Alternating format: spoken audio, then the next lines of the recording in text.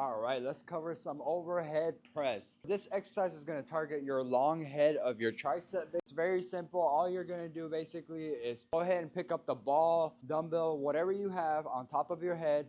All you're doing in this exercise is bending at the elbow. That's all there is. So lowering that ball or dumbbell as low as it can get, and then coming back up, lowering the weight, bringing it right back up, lowering the weight. Now, I have 2 tips for you while you're doing this exercise to keep the elbows tucked in and pointing up the whole time. Don't let them come forward, nor let them flare out. As you fatigue, they will start to flare out. Try your best to keep them nice and tight. You can get the best contraction you can get in your triceps. This exercise is very simple, and it's very easy to get it over your head. So make sure when you're performing this exercise, think of it as a stretch exercise. Whenever you're lowering the weight, try to get the best stretch you can get in your triceps with that weight. Don't rush through the exercise, man. Even if it's about speed and as much reps as you can get in, it's never about breaking the form.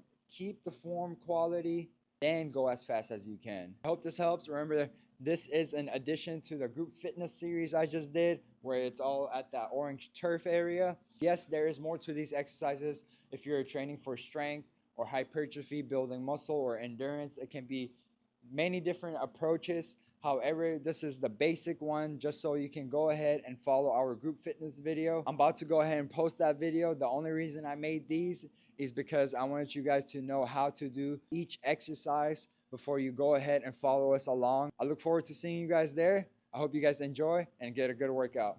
Peace.